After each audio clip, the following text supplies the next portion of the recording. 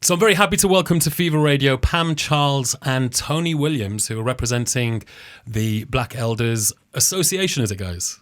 Leeds Black Elders Leeds Black Elders Association. So I've got to get that right. Fantastic. So thank you very much for taking the time to join us today. I just want to start off with, for our listeners who aren't familiar, and even myself perhaps, what is it that you guys do? We provide services for anybody over 55 living in Leeds 7 area and parts of Leeds 8. But we do have a remit for advocacy for citywide. Citywide, right? Yeah. Okay. And I mean, so where, and so you're based in Leeds 7. And when did you form? When did Black Elders actually come together? 1991. 1991, so going quite a while now, yeah. So we're talking about 33 years in action. Great. And what was the reason for starting Black Elders? I believe, because I wasn't there at the time, we realised that a lot of the services wasn't being picked up by our elders, and a group of elders from the community got together and decided to set up this organisation, basically. And then we went to the council and said, look, we're picking up all this slack of all this work that, that the mainstream should be doing. We need funding to do that. And that's how we were created. That's how it came into play. Yeah. I mean, it's an issue even today, isn't it? Because it seems that there are, I'm doing interviews on Fever Radio on a daily. And it seems that there are a very, very wide range of services out there, but particularly people in what's been termed, and I really don't like the term, BAME communities, just aren't aware about it or struggle to access it or don't feel compelled to do so. Why do you think that exists? Oh, there was a stage where, one, they're very private. They don't want people to know the business. Secondly, they were probably scared of authority. They don't realise that, and then they didn't know that they could go to these places to get information or to get support. I also think that there's a language barrier, and even though Caribbean people speak English, it isn't the Queen's English, if you like. So there are certain words, certain terms and so on which they may use, which I feel, and still today I've witnessed it myself, which are misunderstood. So their point, they may go and ask for something or say something, but it's not understood by, and it is mainly the white person behind the counter or the white doctor or the white housing person. And then they're not actually getting what they need. So then they say, well, they go home and they think, well, forget it, why do I bother? I think that's a big kind of barrier as well. I think that's a good point as well, because I think that's when you're asking the question, why will we sell? That is probably one of the reasons as well. That language, because they didn't understand, it's broken English to speak. Caribbean's broken, patois. And for somebody from an English background, they wouldn't understand what was being said. And a lot of the time, we're very hands over here and stuff like that, and it's seen as being aggressive. We've got that to deal with as well. And also, I guess often when you're going to authority, you're it's often an emotional subject. So normally, where you've been able to to control yourself, control your language, and do things what we termed appropriate. In emotional situations, it's when sometimes you can let your guard down, and that can often be when it comes, doesn't it? And we can be fearful of those kind of situations, isn't it? So, I mean, I think back to myself, growing up in the 70s, 80s,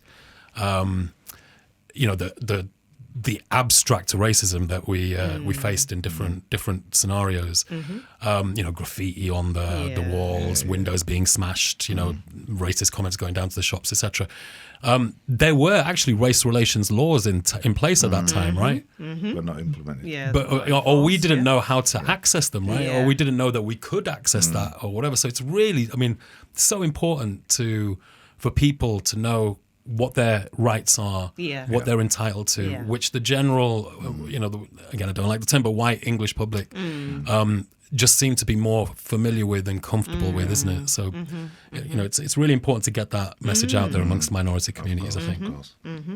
So why do you do what you do, Tony and Pam? I mean, what is it that motivates you? I always say it's not for the money. It's not for the money. Definitely not for the money. I think it's just the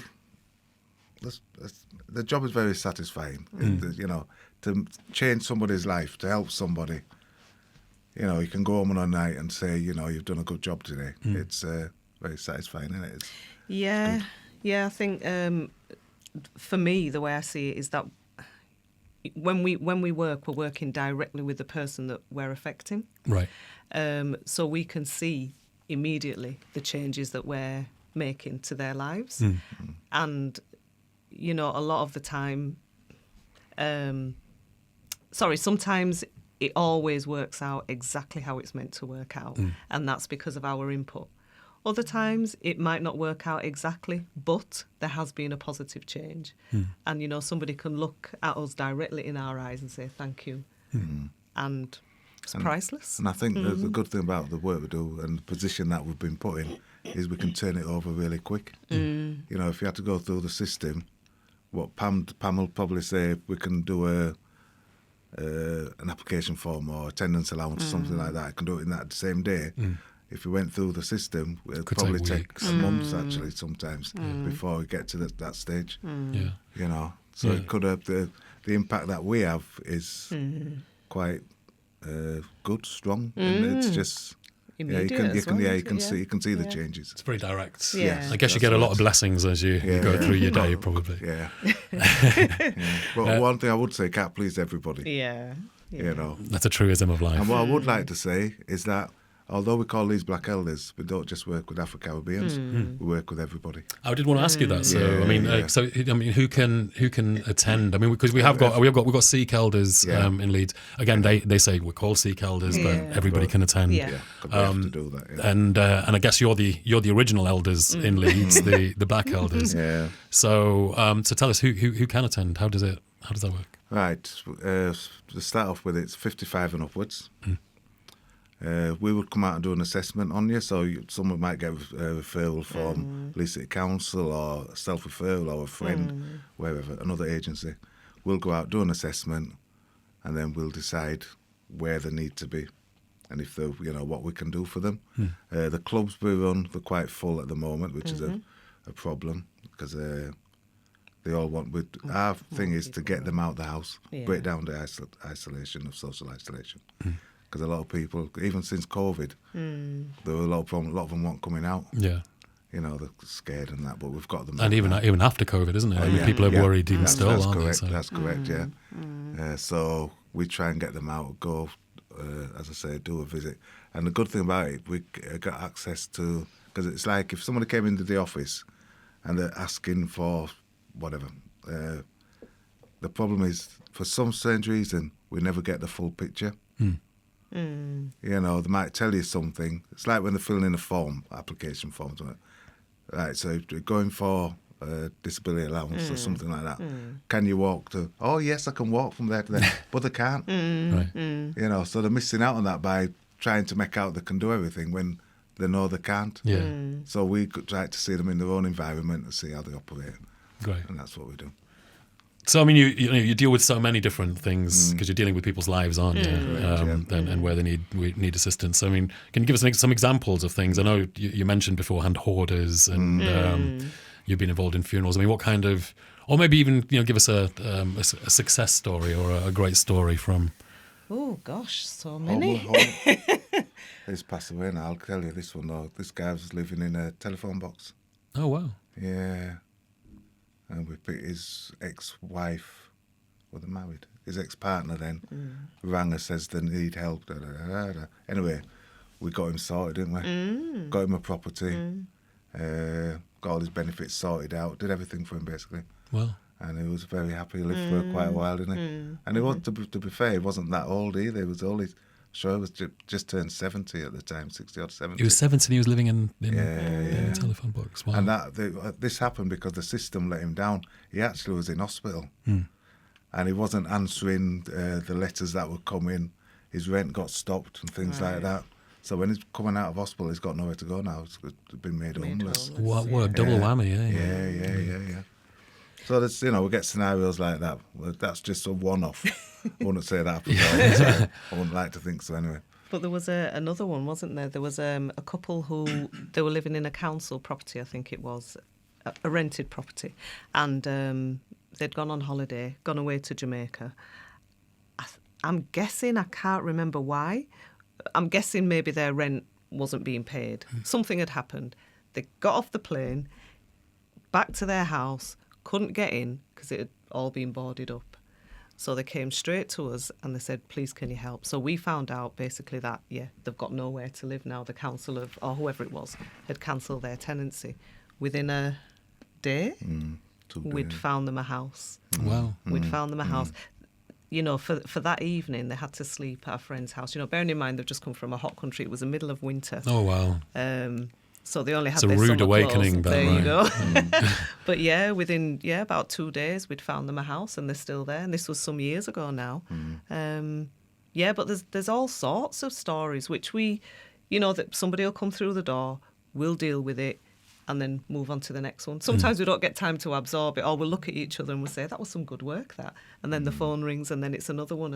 So, there's some really, really good work. It's real work. I'd say that. I'd argue this is real work. You know, it's not, there might not be much of a pay packet at the end of it. Yeah. But in the true meaning of the word, it's real work. Making a real difference. Great. And so how does anybody interested in Black Elders, what you're doing, how do they find out more, or how do they get in touch?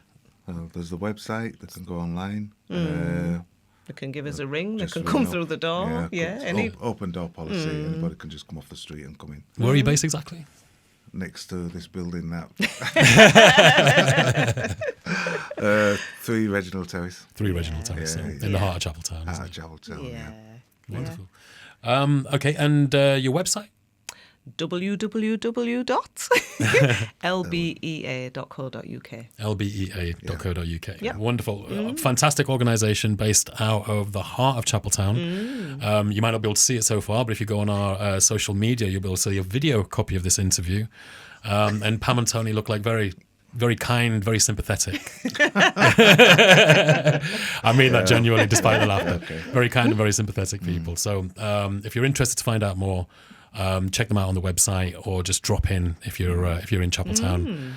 And once again, Pam, Tony, I'll leave you with a final word. Thank you for taking time out to let us sell our wares a bit. Give us a little bit of exposure. Thank you very much. We've totally enjoyed the work that we do. Tony's been there for the best part of his life. I'm running up behind him. We just love what we do. I think it shows, you know, in our sickness records. We don't have them really. Nobody has days off sick. No one uses the holidays. Nobody does. We just love coming to work. Unless they're going abroad, they will not take holidays. I can't get them to take the holidays. Wow. That's saying something, isn't it? It is. Yeah, we do. We love what we do. Once we get them in, they don't want to leave either. Can't get rid of them. So, Well, I've really enjoyed meeting you guys. I hope we will have a chance to meet again. And like I say, you're doing great work. Thank you. You know, God bless you, and we hope that you continue with fervour and strength from here on in. So. Thank you very much. Thank you for having us. Thank you, guys. Thank you. Okay. Bye.